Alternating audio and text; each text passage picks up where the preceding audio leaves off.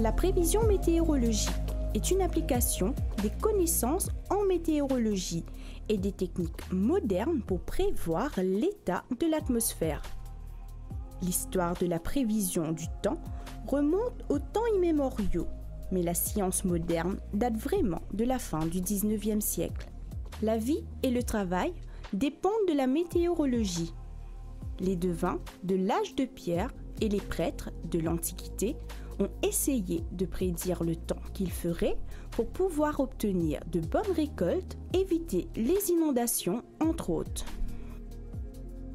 Avec la venue du télégraphe en 1837, les informations ont pu être filtrées et analysées pour prévoir l'état de l'atmosphère.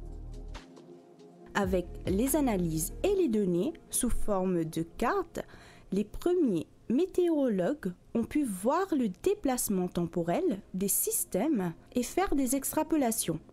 Francis Beaufort et Robert Fitzroy sont parmi les premiers à faire de telles prévisions. Ces membres de la Royal Navy réussirent à imposer leur travail scientifique grâce aux résultats obtenus. La venue du XXe siècle a vu le développement des équations qui régissent l'atmosphère par différents scientifiques, dont Wilhelm Birknes. De nos jours, avec l'apport de la technologie, les prévisions du temps sont devenues plus précis et concis. Mais les effets du changement climatique posent de nouveaux challenges aux météorologues. C'est vrai que quand on cause prévision des temps dans un cadre de changement climatique, c'est un défi, c'est un challenge chaque jour. Right. Mais seulement, me dire au début même que les temps, c'est une affaire, weather, et climate, c'est une autre affaire. Right. Donc, quand on peut cause le climat et quand on peut cause changement climatique, effectivement, c'est quoi le changement climatique? Climat, normalement, quand on peut dire climat, c'est une moyenne de ce que les temps infèrent pendant une longue période. Les temps, right? C'est un long-term mean of the weather. C'est ça qu'on appelle climate, right? Mais c'est vrai que quand on peut cause les temps, et bon, qui fait climat inchangé, qui a le changement climatique, ça veut dire climat inchangé. Climat inchangé dans le long terme. Qui fait climat inchangé dans le long terme? Raison principale, c'est les gaz à effet de serre qui causent un réchauffement de la planète, donc un changement de température. Au fait, il y a deux choses qui ont évolué quand on peut cause météorologie. Et non, premièrement, la connaissance même, la science de la météorologie fin continuer à évoluer. Et puis, deuxième chose, c'est la technologie. Donc, la nouvelle technologie fin apporte beaucoup dans la prévision du temps. Donc, laisse-moi dire, dans la science même, ça fin évoluer grandement. La station météo de Vacois a été créée en 1874. Elle a la responsabilité des prévisions pour Maurice, Rodrigue et les autres îles de la République. Le monitoring de l'atmosphère requiert une vigilance permanente. La station de Vacois opère 24 heures sur 24. Pour commencer, la météo, c'est un département qui opère dans un système 24/7. Donc, de ce fait, nous avons un officier qui travaille la journée et aussi à soir. Alors, actuellement, nous trouvons dans une des sections clés de la météo qui nous appelle the Main Meteorological Office. Dans cette section-là, nous avons un membre staff qui peut travailler et la journée et à soir. Comme actuellement, nous presque 2 heures du matin, nous avons l'équipe qui déjà fait travail depuis hier, qui peut continuellement assumer de bonnes responsabilités pour un travail qui se fait durant toute la nuit. Ça, l'équipe est composée d'un prévisionniste et 3 membres du cadre Met Technician. Nous concernés par une prévision de la météo qui nous est tous les jours. Prévision pour Maurice et les autres îles de la République. Mais en sus de une prévision, il y a une série de des autres travaux aussi importants qui viennent dans cette section-là. Par exemple, collecte de la pluie devant une nouvelle station automatique. Ça, collecte-là, nous fait chaque 3 heures de temps. À la suite, nous terminons de collecter la pluie. Ce qu'il nous fait, nous prendre une donnée, nous envoyons ça à nos différents stakeholders et parallèlement, nous mettons une mise à jour de nos websites. Le lancement d'une radio-sonde pour mesurer l'atmosphère se fait régulièrement et très tôt le matin. Autre travail très important que nous faisons à la météo, c'est le lancement de la radiosonde. Ça, exercice-là, nous faisons très tôt le matin, généralement vers les 2h30 du matin. Et nous faisons à la raison de 3 fois par semaine. Maintenant, qui est ça une radiosonde? En termes simples, une radiosonde est composée de différents capteurs. C'est un capteur de paramètres météorologiques. À titre d'exemple, nous avons un capteur pour la température de l'air, capteur pour l'humidité, capteur pour direction et la force du vent, vitesse du vent. Et en même temps, sa radiosonde là, il y a une antenne qui agit aussi comme un émetteur. Et finalement, à l'intérieur, il y a une batterie qui alimente radiosonde là à fur et à mesure qu'il peut monter dans le ciel. Maintenant, qui utilité une radiosonde? Le terme déjà dit qui sonde l'atmosphère. Qui me peut dire par sonde l'atmosphère, c'est-à-dire ça va un différent capteur qui est dans nos radiosondes, il peut prendre information, l'eau, données météorologiques. Capteur température, il peut prendre évidemment la température. Capteur l'humidité, il peut donner l'humidité à différents niveaux en altitude. Idem pour capteur vitesse et direction du vent, qui peut donner nous direction et vitesse du vent à fur et à mesure que la radiosonde peut monter dans le ciel. Comment nous peut dire, sa radiosonde là, il peut sonde l'atmosphère, mais comment il sonde l'atmosphère? C'est nous attacher avec un ballon. C'est un ballon spécial de 500 grammes dans lequel nous pouvons mettre l'hydrogène. Pourquoi l'hydrogène? La raison c'est très simple, parce que l'hydrogène est plus léger qu'il est. Alors, dès qu'il nous attache nos radiosondes avec le ballon là, et comment nous lance ce ballon là, évidemment, il monte en altitude, il monte en EDR, et qu'il amène sa radiosonde là ensemble en lit. Sa radiosonde là, qu'il peut faire à travers ce émetteur, il peut envoyer tout ça bande données, paramètres météorologiques là, à la station de Bakwa, quand nous pouvons gagner tout ça là, l'eau, un écran NPC. À fur et à mesure que le ballon là peut monter et qu'il peut entraîner sa radiosonde là avec lui, tout ça bande données là, nous récupérons l'eau PC que nous, et finalement, à la fin, ce qui peut arriver, le ballon là, à fur et à mesure qu'il est monté, il grossit parce qu'il y a une différence de pression à l'intérieur ballon et à l'extérieur ballon. Finalement, arrive un stage, quand le ballon là éclaté, quand là, l'exercice terminé. Comment l'exercice là terminé? C'est qu'il nous fait, nous prend ce renseignement là, nous partage au niveau international. Ça, c'est une obligation qu'il a météo et non pour partager tout ce renseignement là au niveau international. En sus de ça, le prévisionniste, il prend tout ça renseignement qu'il nous a gagné à travers ça lancement radiosonde là pour dire que ça grandement aide pour y aller au niveau de la prévision. La météo est important de préciser qu'il nous travaille en temps universel. C'est-à-dire, même si on a le décalage horaire, il y a un lien spécifique que toute bonne station météorologique, indépendamment de ce décalage horaire là, lui aussi pour le ballon là. C'est-à-dire, quand nous pouvons nos réseaux, nous pouvons trouver qu'ils ont toute bonne station in leur ballon là à la même heure, pour préciser, parce que les stations météorologiques travaillent l'heure universelle. À Maurice, pour nous, dans le contexte actuel, c'est vers les 2h30 du matin. Et un radiosonde, un lancement radiosonde, il est à peu près dans les parages de 90 à 95 minutes. Évidemment, jusqu'à ballon là éclaté. Avant d'arriver à sortir un bulletin météorologique, il faut tenir compte des différents paramètres qui influencent notre atmosphère. L'observation doit être maintenue. Ici, c'est un plot d'observation que nous faisons toutes nos observations pour le temps. Ici, nous avons tous nos instruments météorologiques pour nous capables de mesurer différents paramètres du temps. Et aussi, dans ce même plot-là, nous observons le nuage, nous observons la visibilité et nous observons le temps qu'il peut faire actuellement. Donc là, derrière moi, il y a sa boîte blanche-là. Et là, c'est là même que nous gardons tous nos thermomètres. Sa boîte-là, il lit de nous l'environnement, que l'air rentre et que nous sommes capables de prendre la température de l'air. Dans sa plot-là, nous avons aussi un autre type de température que nous prenons, qui nous appelle la température du sol. Il y a plusieurs thermomètres qui mettent à plusieurs profondeurs. Et tout ça, ce thermomètre-là, il donne nous différentes températures à différentes profondeurs dans la Terre. Il y en a aussi un appareil qu'on appelle un pluviogramme qui donne nous la quantité de la pluie qui est tombée type de pluie qui tombait et quelle heure ça la pluie a fini tomber ici avant quoi. L'instrument encore qui nous appelle un pluviomètre, ça même qui vous dit à nous qui quantité la pluie qui tombait dans une région. Tout ça, c'est une observation qu'il nous fait.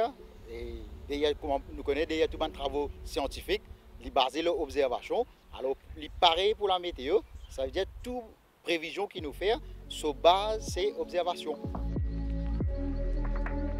Il est primordial de prendre en considération les données météorologiques des autres îles de la République. Une communication permanente avec les îles est maintenue.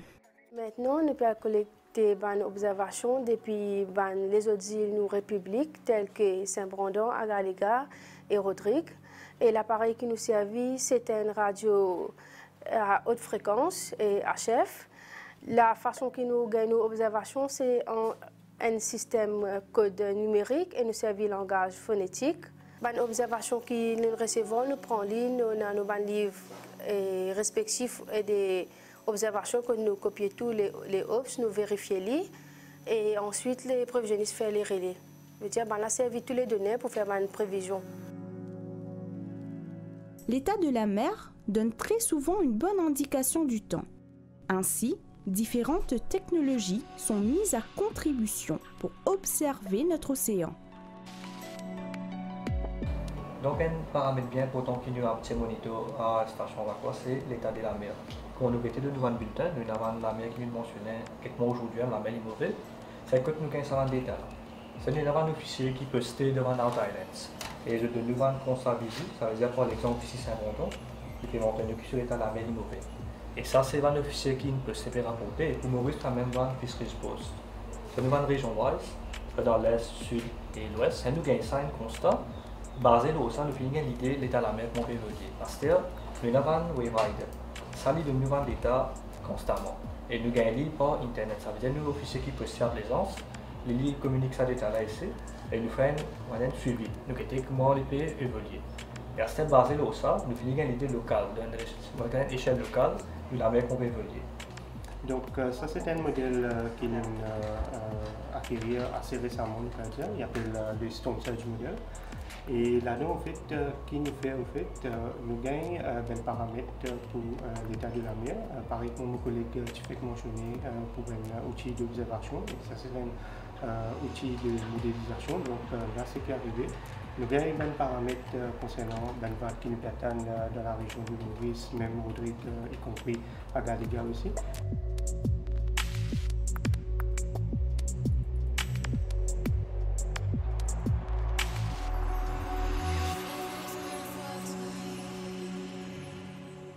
C'est la salle informatique de la météo. Ici, nous recevons toutes les informations depuis satellite et depuis plusieurs places dans le monde. Et à partir d'ici, nous transmettons toutes les données pour nos sub-users comme nous forecaster et les users qui servent cette information-là. Nous avons fait des prédictions pour les bulletins qui nous tirent tous les jours.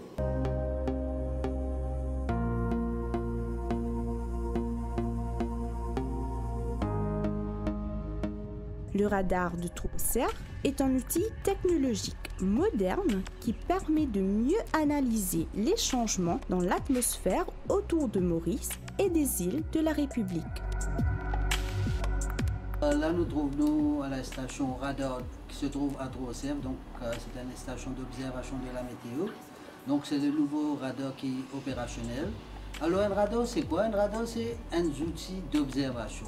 Donc, il observe, nous avons dit, une goutte de l'eau qui trouve à une distance très loin de l'île Maurice. Alors, qui est représenté? C'est lui donne un aperçu qui qualité système, c'est-à-dire un nuage qui peut approcher de nous, qui a une possibilité, qui qualité la pluie nous avons associé avec ce nuage-là.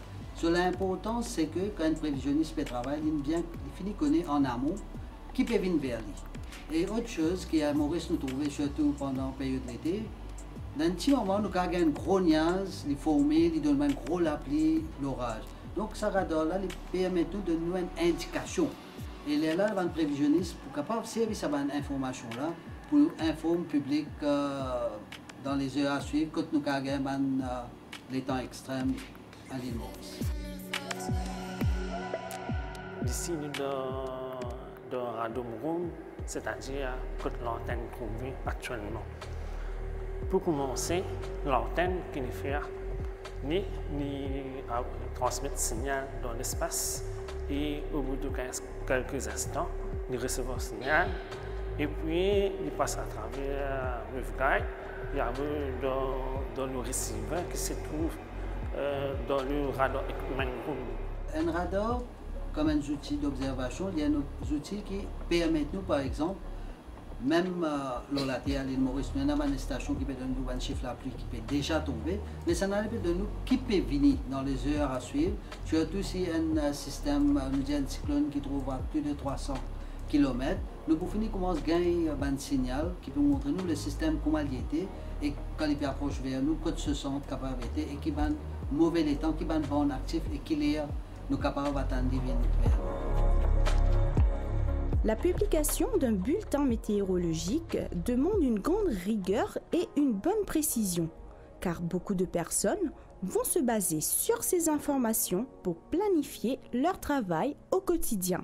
Il y a deux types de données météorologiques qui nous servent pour faire forecasting. C'est qu'il y en a données haute surface et aussi données upper air. Données surface, ce qui nous considère, c'est que nous considérons pression, atmospheric pressure, température, vitesse du vent et direction. Et aussi, nous considérons la quantité de la pluie qui nous gagne et aussi le type de nuage qui peut influencer Maurice. Et autre chose qui nous considérait aussi quand nous faisons forecasting, c'est que nous servons nos images satellites. Nous gagnons deux types d'images satellites, ailleurs et visible. Et aussi nous gagnons qui nous recevons chaque 30 minutes. Et aussi nous gagnons des autres images satellites comme on va compo coloré qui nous gagnera chaque 15 minutes. Et nous servons aussi nos images radar qui nous gagnent chaque 10 minutes, nous gagnons des images radar. Donc là aussi nous suivons le système, les images radar. Et nous servons tout ça de données là pour faire forecasting et autant que possible nous donnons une prévision plus ou moins précise et nous donnons une prévision pour les prochaines 24 heures. Le secteur de l'aviation dépend énormément des bulletins météorologiques. Une bonne analyse permet de mieux planifier l'arrivée et le départ des avions. Donc, côté aviation, premièrement, on a un Memorandum of Understanding qui nous fait avec la Civil Aviation. Donc, d'après ce MOU-là, nous binded by the ICAO rules, guidance plutôt, pour donner une methodological information à Civil Aviation Organization. Donc, basé sur ça, nous donnons une information concernant météo pour l'aviation capable de fonctionner. Donc, n'importe quel avion qui trouve dans l'aéroport, automatiquement, il a besoin d'un document certifié par la météo pour être capable de décoller. Et aussi, pour un avion qui peut atterrir, il a besoin d'une observation qui fait par la météo, le runway, pour être capable d'atterrir. Donc, sans information météo, ni un vol qui a décollé, ni un vol qui a atterrir.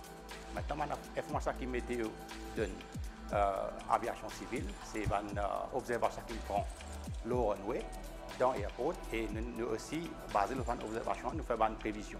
Donc, prévision est plutôt pour région aéroport, comment les temps étaient à l'aéroport. Donc, il y a un nom spécifique qui nous donne cette prévision-là. Comme quoi, par exemple, nous avons TAF, Terminal Aerodrome Forecast, il y a une prévision pour les temps qu'il peut faire à l'aéroport. Donc, basé sur ça, les pilotes sont capables de planer les vols et aussi sont capables d'initier les conditions pour atterrir ou take-off jusqu'à l'aéroport. Donc, pour un vol qui peut take-off, vous avez besoin de données comme la pression, comme la température et aussi du vent pour vous take-off. Et aussi pour faire un pilote, vous avez besoin de données là pour planer votre vol. D'autres événements climatiques sont aussi sous observation à la station météo de Vacoa.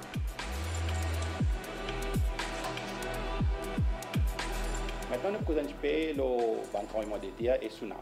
Donc, on connaît, malgré Maurice pas influencé par le tremblement de terre, mais toujours, nous avons un danger de tsunami qui toujours guette la région. Il y a 3 régions que, si il y a un grand tremblement de terre marine, est capable de générer un tsunami, une vague tsunami qui est capable d'influencer la mer à Maurice. Ces trois régions-là, nous avons la région Makran, nous avons la région Indonésie et nous avons aussi une région à l'est de Rodrigue qu'on appelle le Mid-Indian Ridge. Et malgré le Mid-Indian Ridge n'est pas aussi actif, mais toutefois, nous avons quelquefois que nous avons un tremblement de terre marin qui est assez faible et il n'est pas généré un tsunami. Mais toutefois, Indonésie avec Makran, si nous avons un gros tremblement de terre là-bas, il peut générer une vague. Et cette vague-là est capable de prendre environ 5 à 7 temps pour arriver à nous et est capable de causer des désastres dans la région côtière. Et basé sur ça, ici à la météo, nous mandatons pour tirer un warning tsunami. Et de ce fait, nous avons un monitoring qui est 24/7. Donc 24/24, le météorologue travaille à la météo, de suivre la situation. Et si un tsunami généré quelque part dans le monde, dans la région Indonésie et Makran, donc nous avons un bulletin qui saute un tsunami service providers, qui Australie, l'Inde et Indonésie. Donc, ce bulletin-là, il arrive à la météo instantanément. Comment le générer là-bas aux 1 minute, nous finissons ce bulletin-là ici. Et basé sur ça, nous faisons une évaluation de la situation. Au cas où, si on a une vague qui peut approcher l'île, là, nous pouvons activer nos protocoles tsunami warning. La météorologie est devenue un secteur qui passionne les Mauriciens. Les amateurs de la météo sur les réseaux sociaux démontrent l'engouement des Mauriciens pour les prévisions du temps. Mais c'est une très très bonne chose. Je trouve beaucoup de monde qui s'intéresse avec la météorologie. Et moi, mon souhait, c'est qu'au fait, toute la population intéresse avec la météorologie. Mais seulement, il y a une chose, c'est que vous connaissez un dicton qui dit a little knowledge is dangerous. Si on a un petit peu même connaissance, il est capable d'être dangereux. Right. Moi, je peux dire toute la population, au fait, moi, je peux dire tout le monde, au fait, connaître la météorologie, apprendre la météorologie. Si il y a une difficulté, je ne peux pas comprendre, viens vers nous, viens vers la météo. Right. Ou il y a une information, ou il y a un planning pour faire une décision pour prendre, viens vers la météo. Parce qu'aujourd'hui, c'est la météo de Vacois qui est équipée effectivement pour donner cette information-là. Nous ne sommes pas capables de prendre un petit bout d'information par ici, un petit bout d'information par là, et essayer de coller tous les dés pour dire qui peut arriver. Nous connaissons que la météo reste derrière et nous devons prendre certaines mesures, effectivement, pour communiquer avec la population d'une façon que tout le monde comprend. Nous connaissons déjà une première chose, nous pouvons travailler pour renouveler nos sites web, c'est une chose. Nous pouvons aussi penser pour aller vers le social media, parce que c'est de cette façon qu'à présent, la plupart du monde peut communiquer. Et en faisant cela, je suis capable de dire que effectivement, la population peut gagner une nouvelle qui est correcte, qui peut actualiser tous les. À présent, nous gagnons une photo satellite tous les 5 minutes, tous les 15 minutes. Donc, toutes ces informations peuvent être actualisées, les images radar et tout pour actualiser. Donc, c'est vrai, nous sommes conscients de cela et je suis capable de dire une chose, que nous pouvons faire des efforts pour aller dans cette direction-là. Avec le changement climatique et le bouleversement dans le monde, il est indispensable que chaque Mauricien s'informe régulièrement de la situation météorologique dans le pays et avec patriotisme, surmonter les catastrophes naturelles. Nous, l'été peut venir, officiellement 1er novembre jusqu'au 15 mai, right? Comment ça peut évoluer? Moi, je suis capable de dire peut-être une petite affaire maintenant même. C'est que même pendant l'été qui peut venir là, nous prenons plusieurs événements météo extrêmes. Est-ce que nous prêts tout ça? Est-ce que la population prête? Nous, au niveau de la station météo, avec le NDRMC, nous prêts. Nous équipons pour ça. Right? Mais pour éviter une catastrophe, ce n'est pas une institution. C'est chaque personne qui besoin participatoire. Chaque personne besoin contribuer pour ça. Et pour qu'ils nous capables d'arrêter la souffrance des gens due aux aléas de la météo, chaque personne, chaque individu, il a besoin responsable, il a besoin préparé et il a besoin être prêt à aider ce camarade. Il n'est pas qu'une institution. De nos jours, la météorologie est devenue un outil indispensable pour se préparer face aux bouleversements climatiques qui affectent notre monde.